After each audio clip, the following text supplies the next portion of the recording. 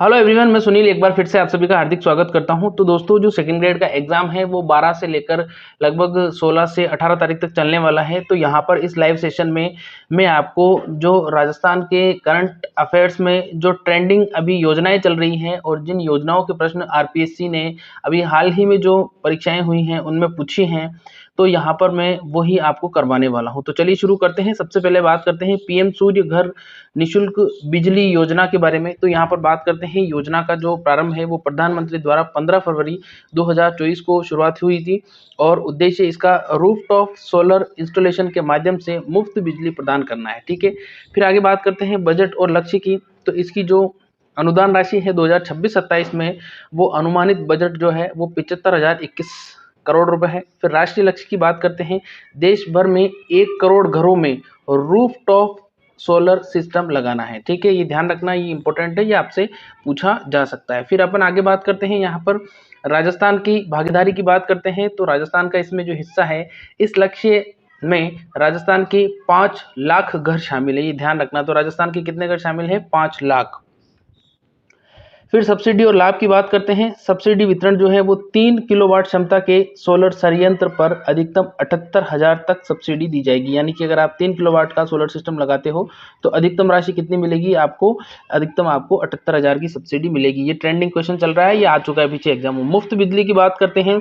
योग्य घरों को प्रति माह 300 यूनिट, ध्यान रखना कितने? 300 यूनिट तक मुफ्त बिजली मिलेगी। फिर बात करते हैं बजट 2025-26 के विशेष प्रावधान की। तो यहाँ पर 100 यूनिट तक फ्री बिजली। यदि घर में रूफटॉप सोलर प्लांट है तो राज्य सरकार जो है वो 17,000 की अतिरिक्त सब्सिडी देगी और 150 यूनिट की क्या देगी? फ्री बिजली देगी। यह लाभ केवल उन्हीं उपभोक्ताओं को मिलेगा जो सोलर संयंत्र से बिजली ले रहे हैं, ध्यान रखना। ठीक है, फिर आगे अपन बात करते हैं। महत्वपूर्ण शर्त यहाँ पर ये दे रखी है, जिन परिवारों के पास 100 यूनिट फ्री बिजली योजना का लाभ नहीं है उन्हें यह सब्सिडी नहीं मिलेगी। ठीक है, तो ये अभी ट्रेंडिंग में चलने वाला टॉपिक है। अगली जो योजना है राजस्थान होम स्टे योजना है, 2026 में शुभारंभ हुआ था। घोषणा की बात करते हैं 21 फरवरी 2026 को। श्रेणियों की बात करते हैं, सिल्वर श्रेणी में 1,000 रुपये शुल्क और गोल्डन श्रेणी में 2,000 रुपये शुल्क। ये दोनों प्रश्न भी एक एग्जाम में पूछे जा चुके। फिर योजना के मुख्य उद्देश्य की बात करते हैं, पर्यटन विकास को बढ़ावा देना, ग्रामीण क्षेत्रों में आय की वृद्धि करना, रोजगार के नए अवसर सृजित करना, ease of doing business, ease of living को बढ़ावा देना।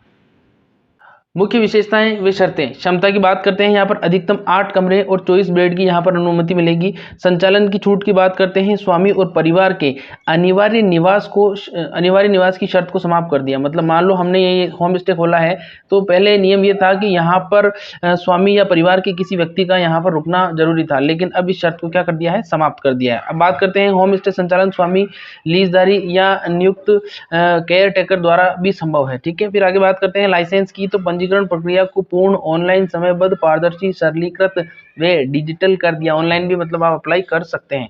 फिर पंजीकरण प्रक्रिया की बात करते हैं। अस्थायी पंजीकरण जो है वो आवेदन 7 दिन के भीतर और स्थायी पंजीकरण जो है वो 3 माह में जारी हो जाएगा। आपसे पूछा जा सकता है कि स्थायी प्रमाण पत्र कब मिलेगा? तो 3 माह में। विकेंद्रीकरण की बात करते हैं तो यहाँ पर स्थानीय पर्यटक स्वागत केंद्रों के माध्यम से विकेंद्रीकृत पंजीकरण की सुविधा उपलब्ध रहेगी। पीएम ई ड्राइव योजना के बारे में आपको बताने वाला हूँ। ये आरपीएससी का एक ट्रेंडिंग क्वेश्चन चल रहा है, हो सकता है कि सेकंड ग्रेड एग्जाम में ये प्रश्न आपसे पूछा जा सकता है। तो यहाँ पर बात करते हैं योजना की मंजूरी और उद्देश्य की। राजस्थान में इलेक्ट्रिक वाहनों की चार्जिंग सुविधा को बढ़ाने के लिए राजस्थान अक्षय ऊर्जा निगम के प्लान को यहाँ पर केंद्र सरकार ने मंजूरी दी है। उद्देश्य की बात करते हैं, शहरी क्षेत्रों में और हाईवे पर सस्ती चार्जिंग सुविधा उपलब्ध करवाना। ध्यान रखना, पीएम ई ड्राइव योजना का मतलब यहाँ पर क्या है? सिर्फ चार्जिंग सुविधा को उपलब्ध करवाना। फिर बात करते हैं वित्तीय सहायता और कुल लक्ष्य की बात करते हैं। तो वित्तीय स्वीकृति, इस योजना के लिए 81.12 करोड़ की सहायता स्वीकृत की गई है। और कुल चार्जिंग स्टेशन की बात करते हैं, यहीं से प्रश्न बनेगा, ध्यान रखना। चारों स्मार्ट सिटी जो भी है राजस्थान के अंदर और राजमार्गों के 262 स्थानों पर कुल 591 ईवी चार्जिंग स्टेशन लगाए जाएंगे। यही प्रश्न पूछा जाएगा, 262 और 591 ईवी चार्जिंग स्टेशन। फिर बात करते हैं जो ईवी चार्जिंग स्टेशनों का और क्या प्रश्न आपसे पूछा जा सकता है, ये भी आपको ध्यान रखना, कौन से शहर में कितने। तो चार्जिंग स्टेशनों का जो वितरण है, जयपुर में 112, अजमेर में 49, उदयपुर में 39, कोटा में 28 और राजमार्ग जो है 34 स्टेशन यहाँ पर क्या लगाए जाएंगे? चार्जिंग स्टेशन लगाए जाएंगे। स्थापना और प्रमुख लाभ की बात करते हैं, ये सभी चार्जिंग स्टेशन जो है सरकारी विभागों की जमीन पर स्थापित किए जाएंगे। प्रमुख लाभ की बात करते हैं, प्रदूषण रहित इलेक्ट्रिक वाहनों के उपयोग को बढ़ावा मिलेगा। तो उम्मीद करता हूँ ये जानकारी आपको अच्छी लगी होगी। आरपीएससी के ट्रेंडिंग क्वेश्चंस में अभी ये चल रहा है, हो सकता है कि सेकंड ग्रेड एग्जाम 2026 में आपसे ये प्रश्न पूछा जा सकता है। मुख्यमंत्री युवा स्वरोजगार योजना का प्रश्न मैं आपको बताने वाला हूं। आरपीएससी के जो अभी ट्रेंडिंग प्रश्न चल रहे हैं उसमें इस योजना से प्रश्न पूछा गया है। हो सकता है कि सेकंड ग्रेड एग्जाम 2026 में ये प्रश्न आपसे पूछा जा सकता है, तो क्लास को पूरा देखिएगा। तो यहाँ पर बात करते हैं शुभारंभ और नोडल विभाग की। तो इसका शुभारंभ 15 जनवरी 2026 को हुआ था। पूर्व में ये 12 जनवरी को घोषित थी, लेकिन 12 और 15 दोनों में से कोई भी डेट आपसे पूछ सकता है। फिर बात करते हैं शुभारंभकर्ता की। तो मुख्यमंत्री भजनलाल शर्मा द्वारा राज्य स्तरीय युवा महोत्सव जो कहाँ पर हुआ था, ध्यान रखना जयपुर के अंदर हुआ था, वहां पर इसका शुभारंभ किया गया। नोडल विभाग की बात करते हैं, उद्योग एवं वाणिज्य विभाग द्वारा योजना की गाइडलाइन जारी की गई है। फिर बात करते हैं उद्देश्य और पात्रता की। तो प्रदेश के 1 लाख, ध्यान रखना कितने, 1 लाख युवाओं को उद्यमी बनाना, और वर्तमान वित्त वर्ष में जो भी चल रहा है 2026-27 उसमें 30,000 युवाओं को लाभान्वित करने का लक्ष्य। आयु सीमा की बात करते हैं 18 से 45 वर्ष रहेगी। निवास की बात करते हैं, आवेदक राजस्थान का स्थायी निवासी होना चाहिए। और आगे बात करते हैं योजना के लाभ की। तो योजना के लाभ का सवाल भी आपसे पूछा जा सकता है। योजना के प्रमुख लाभ, तो विनिर्माण, सेवा और व्यापार क्षेत्र में 10 लाख रुपए तक का ब्याज मुक्त ऋण मिलेगा। कितने लाख का? 10 लाख का। फिर बात करते हैं राज्य सरकार द्वारा 100% ब्याज पुनर्भरण, यानी कि आपका इंटरेस्ट नहीं लगेगा। मार्जिन मनी की बात करते हैं 50,000 रुपए तक, ठीक है। CGTM SE निःशुल्क का पुनर्भरण, ठीक है। मार्जिन मनी का मतलब 50,000 की सहायता गवर्नमेंट द्वारा दी जाएगी। फिर शैक्षणिक योग्यता और अनुसरण सीमा की बात करते हैं। यहाँ से देखो, ध्यान रखना बेटा, यहाँ से प्रश्न जरूर पूछा जाएगा।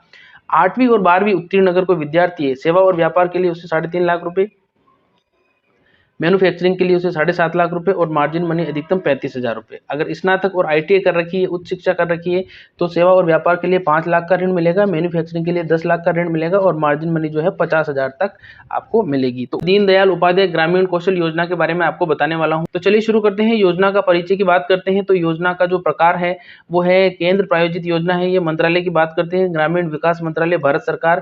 फिर उद्देश्य की बात करते हैं, गरीब ग्रामीण युवाओं को कौशल प्रशिक्षण देकर रोजगार से जोड़ना है। प्रमुख तथ्य और विशेषताओं की बात करते हैं। लक्षित आयु 15 से 35 वर्ष के जो युवा आयु वर्ग के जो युवा हैं वो इसमें अप्लाई कर सकते हैं। महिलाओं और विशेष वर्गों के लिए यहाँ 45 वर्ष तक की छूट दी गई है। प्रशिक्षण के बाद न्यूनतम मजदूरी या इसमें उससे अधिक वेतन वाली नौकरी दिलाने पर जोर दिया गया है। यह एक कौशल प्रशिक्षण प्लेसमेंट आधारित योजना है, ठीक है, जिसमें युवाओं को रोजगार के लिए क्या किया जाएगा, थोड़ा सा प्रशिक्षण दिया जाएगा। फिर आरक्षण और भागीदारी की बात करते हैं। अनुसूचित जाति और जनजाति का 34%, अल्पसंख्यक का 9%, दिव्यांग का 5% और महिलाओं का 33%। यहीं से सवाल आएगा, इंपोर्टेंट लगा लेना। फिर बात करते हैं, यहाँ पर 1 अप्रैल 2025 से लागू है ये, और इसमें मानकीकृत संचालन प्रक्रियाएं SOP और ERP आधारित रियल टाइम मॉनिटरिंग, इसके अलावा प्रशिक्षण केंद्रों एवं परियोजना एजेंसियों की ग्रेडिंग और रेटिंग करना। फिर इसके अलावा गुणवत्ता आश्वासन में सुधार और अद्यतन परियोजना शासन व्यवस्था और कुछ ये पॉइंट यहाँ पर दिए गए हैं। गांव ग्वाला योजना से अभी हाल ही में जो आरपीएससी के द्वारा एग्जाम करवाए गए हैं उससे प्रश्न पूछा गया है। तो यहाँ पर शुभारंभ और नेतृत्व की बात करते हैं। प्रारंभ जो है वो फरवरी 2027 में हुआ था।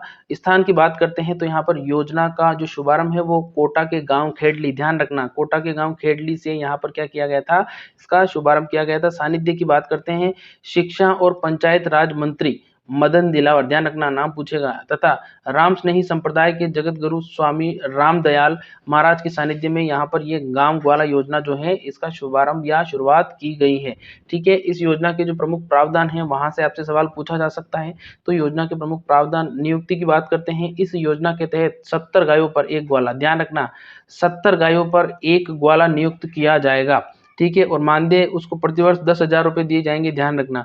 और वित्तीय व्यय की बात करते हैं, योजना का जो व्यय है वो भामाशाह के सहयोग से वहन किया जाएगा। मतलब भामाशाह जो दानदाता होते हैं, जो बड़े बड़े पैसे वाले लोग हैं, वो यहाँ पर क्या देंगे, दान देंगे। ठीक है, ध्यान रखना। एक तो खेडली गांव, एक ध्यान रखना ये शुरू कहाँ हुआ था, कोटा में फरवरी 2027 में 70 गायों पर एक ग्वाला और 10,000 मानदेय। ठीक है, और भामाशाह के द्वारा यहाँ पर सहयोग किया जाएगा। तो दोस्तों ये थी टॉप योजनाएं, और इन टॉप योजनाओं के प्रश्न जो है आरपीएससी के द्वारा भी जितने भी एग्जाम हुए हैं उसमें ये प्रश्न जो है ये ट्रेंडिंग में चल रहे हैं। हो सकता है कि आपके जो आरपीएससी सेकंड ग्रेड का एग्जाम आने वाला है उस सेकंड ग्रेड में यहाँ से इन योजनाओं से प्रश्न आपसे पूछे जा सकते हैं। इसलिए प्लीज वीडियो को जरूर से शेयर करें। Thank you.